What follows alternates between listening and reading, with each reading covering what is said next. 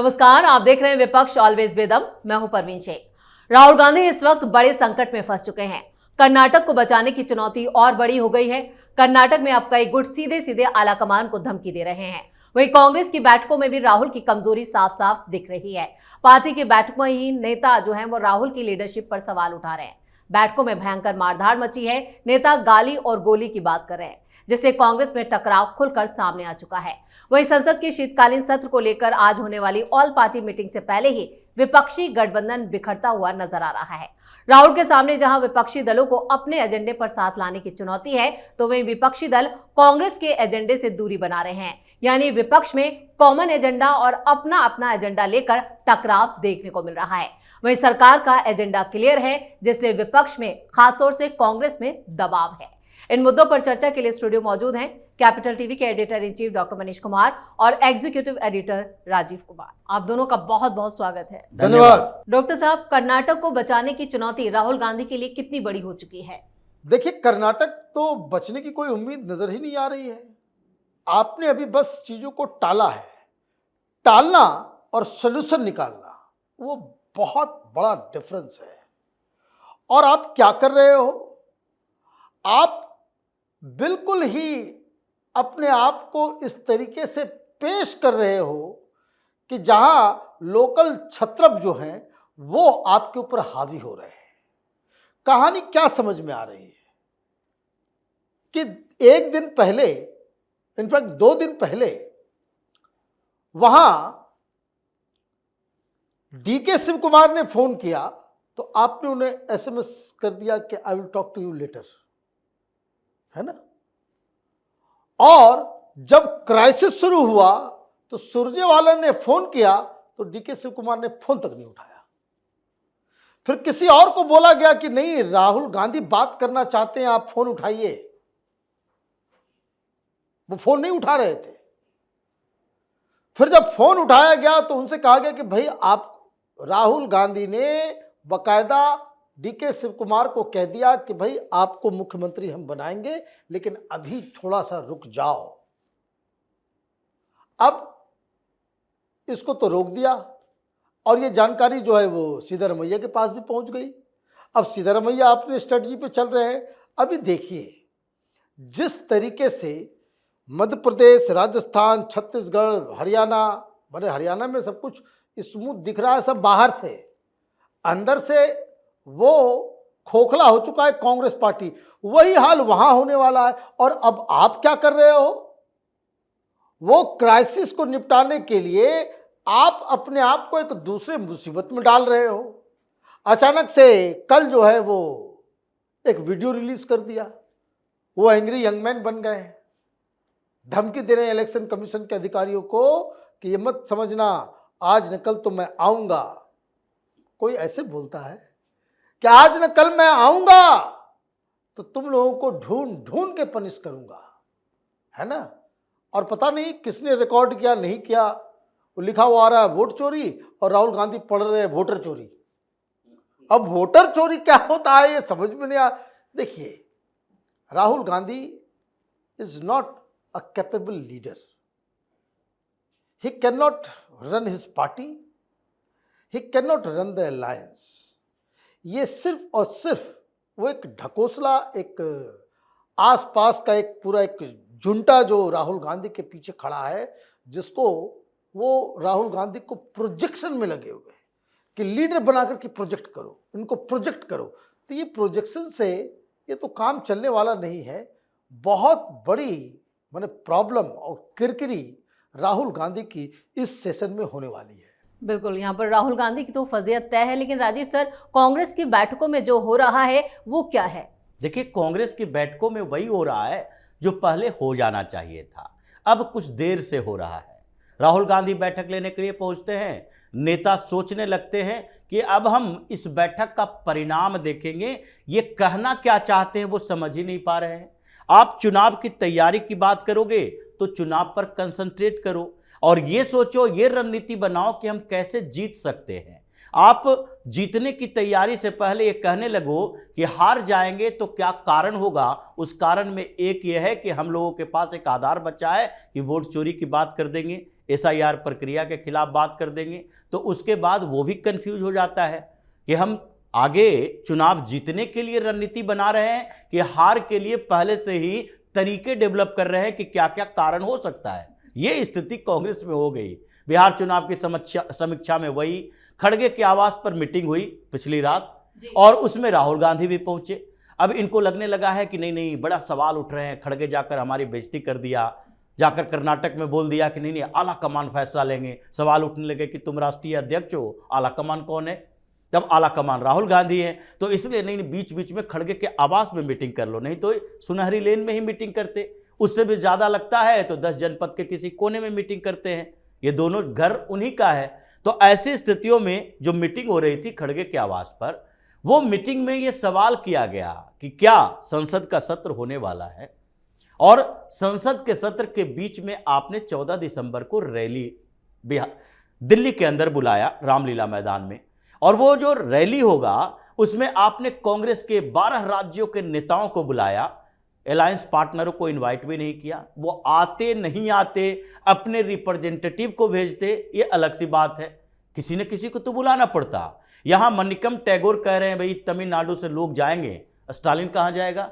उसका कोई नेता जाता, स्टालिन खुद नहीं आता लेकिन किसी नेता को भेजता है, क्योंकि SIR का मुद्दा जो आप 14 दिसंबर को उठाने वाले हैं, वो SIR का मुद्दा तो स्टालिन के लिए भी है, वो भी सुप्रीम कोर्ट गया हुआ है। वो मुद्दा तो ममता बनर्जी के लिए भी है, खैर वो नहीं आती लेकिन किसी न किसी को भेज देती है, अपने सांसद को। कुछ नहीं होता तो डेरेक ओब्रायन को भेज देती है कि लोग पहचानेंगे, नहीं पहचानेंगे, चलो TMC के लोग तो पहचानेंगे, और दूसरे तरफ ये कांग्रेस वाले तो जान जाएंगे, विपक्ष में तो एकजुटता दिखेगी। ऐसी स्थिति में आपने इनवाइट नहीं किया और उसके पहले आप ये सर्वदलीय बैठक के पहले कह रहे हो कि नहीं नहीं सारे जो रीजनल पार्टियां हैं, इंडी अलायंस के पार्टनर पार्टियां हैं, वो हमारे एजेंडे पर आगे चले, तो कैसे संभव है? आप अलग थलग चलने की कोशिश करोगे और सबको अपने पीछे ले जाने की कोशिश करोगे। ये खड़गे के आवास की मीटिंग की स्थिति थी। ये लोग कह रहे हैं नहीं, ये जो SIR के मुद्दे पर हम सबसे आगे रह रहे हैं और उसमें हम दूसरी पार्टियों को साथ लेते हैं तो क्रेडिट वो भी ले लेता है। अब क्रेडिट लेता है या डिस्क्रेडिट ले लेता है, ये तो राहुल गांधी ही बताएंगे कि जो SIR के मुद्दे पर इनके साथ चला उसका हाल आगे भी तेजस्वी यादव की तरह होगा। ये तो सामने प्रत्यक्ष प्रमाण है कि इस मुद्दे को उठाने के बाद पहला चुनाव बिहार में हुआ और उस पहले चुनाव में आपकी पहले से भी बहुत बुरी स्थिति हो गई। तो इसके बाद और अगर एक्सपेरिमेंट करना चाहते हो तो कर लो। स्थितियां कांग्रेस की ऐसे ही है कि राहुल गांधी की टीम के लोग उनको खुश करने की कोशिश करते हैं, उनको सर्वमान्य नेता बताने की कोशिश करते हैं।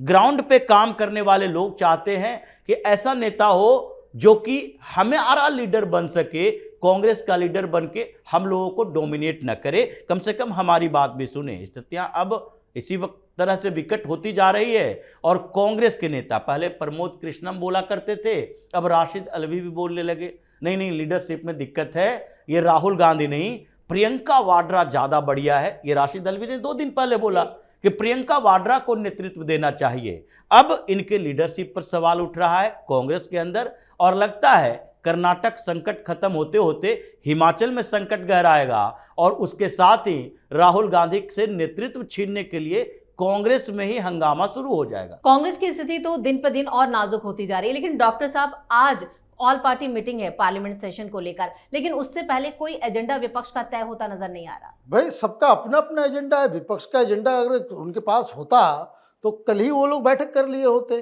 कि हमारे लिए 1 2 3 4 ये मुद्दा है। ये आपस में ही, ये तो हम लोग शुरू से कहते आ रहे हैं कि ये जो है भानुमति का कुनबा है, कहीं का ईंट कहीं का रोड़ा, भानुमति ने कुनबा जोड़ा। तो ये तो बहुत ही विचित्र स्थिति है। राजीव ने एक बात तो बहुत अच्छी बात कही कि राशिद अल्वी कह रहे मैं प्रियंका वाड्रा, और जैसे वो 2 दिन पहले प्रियंका वाड्रा का नाम ले लिया, प्रियंका वाड्रा को किसी मीटिंग में नहीं बुलाया जा रहा है।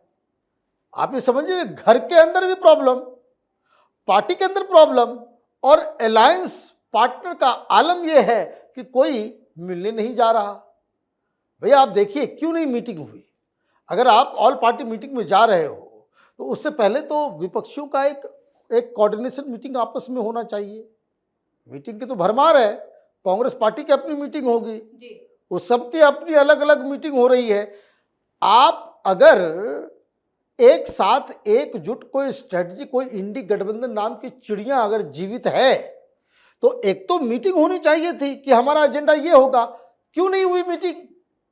क्योंकि राहुल गांधी को ये मालूम था, कांग्रेस के मैनेजर्स को ये बात मालूम है कि हम इनवाइट करेंगे, मीटिंग का समय रखेंगे तो ये ना उद्धव पहुंचेंगे।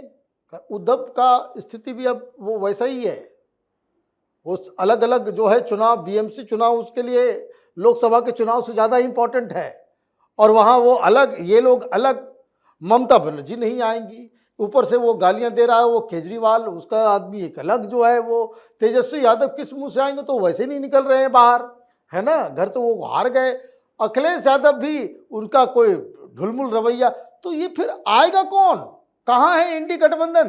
तो इसका मतलब ये है कि ऊपर से ये सारी चीज़ें चल रही है, ऊपर से प्रधानमंत्री ने वंदे मातरम का एक जो है बम फोड़ दिया। मतलब आप ये देखिए कि पहले क्या होता था कि कोई भी सेशन शुरू हो रहा है तो उसके 2-3 दिन पहले वे लोग कोई ना कोई सरकार के खिलाफ, कभी अडानी तो कभी हिंडनबर्ग, ये वो सब तमाशा, कभी पेगासस, कुछ से कुछ करते रहते थे। तो चलो भाई ठीक है, करते थे। इस बार तो कहानी उल्टी है, इनके खिलाफ ही पूरा गन जो है वो तान दिया गया है और ये सब बिखरे बिखरे हैं। अब आप देखिए कि ये शुरुआत है इस सेशन की, तो सेशन के 1-2 दिन के अंदर ही ये जितना टी शर्ट छपवा उपवा करके रखे हैं वोट चोर वाला, वो सब बर्बाद हो जाएगा। राहुल गांधी फिर जो है बीच सेशन में अचानक से विदेश भाग जाएंगे। बिल्कुल, विपक्षी गठबंधन बिखरा हुआ है। क्या राजीव सर अब इंडी गठबंधन ये ऐलान करने वाला है कि राहुल गांधी हमारे नेता नहीं है? देखिए, ऐलान करने की जरूरत क्या है? जो पहले से ही पता है उसको ऐलान करके और अपने अपने कमजोरियों को बाहर नहीं लाएगा ये लोग। ऐलान है, अभी कोई भी इंडी अलायंस के कोऑर्डिनेशन कमेटी बनी है, कोई ऐसा कोर नेतृत्व है, कोर कमेटी बनी है, कोई कमेटी नहीं, कोई मीटिंग नहीं। चुनाव के समय आप लोगों का अलायंस नहीं होता है। पश्चिम बंगाल में कांग्रेस और टीएमसी का अलायंस हो नहीं सकता।